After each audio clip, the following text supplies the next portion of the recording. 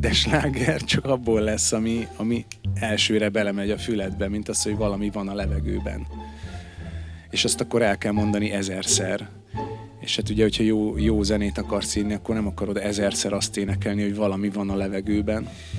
Mert egyébként mindenki tudja, valami van a levegőben. Tehát nem mondtál újat. Próbálkoztam ilyen hip-hop rappet csinálni, de rettenetesen rossz volt az is. Tehát amilyenek a mai kamasz sztárjaink. Körülbelül olyan rossz szövegeket írtam. Tam vagy igaz talán. Azt is tudom, hogy miről szól.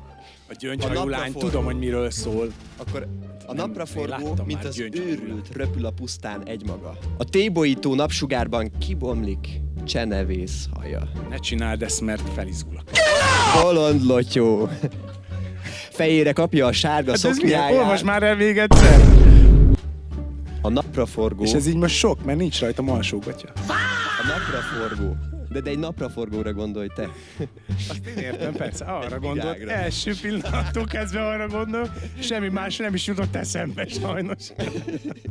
Az a sok film szotyi mag. Egy hangya hissza a gin tonicomat. József Attila, a hangya. Ez jó, mert akkor így nem lesz gejl. Én meg így nagyon hajlamos vagyok rá, hogy belemegyek. Yeah! És akkor tudod, ilyen nyálas lesz. Hát ez van. Vers kapcsán az hogy áll? Hát az csak úgy, azt gondoltam, az csak úgy működne, hogy egy lánnyal egy bokorban valahol. Állapot. Mire nem jó egy rossz rendező? Akkor a versek születnek azonnal. Aki még úgy elhiszi magáról, hogy még menő, még tolom. Ilyen fesztiválokon is lehet egyébként látni, nem ilyen arcokat, nem, hogy még tolom gyerekek, még benne vagyok, még itt vagyok, még csak 38 vagyok, de már lecsúsztál, haver. Szóval, hogy vannak ezek az is...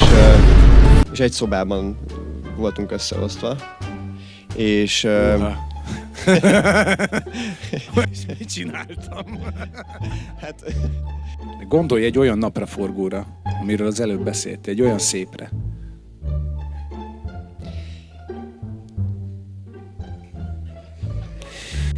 Jó, hát itt van a csajod, és akkor mi van?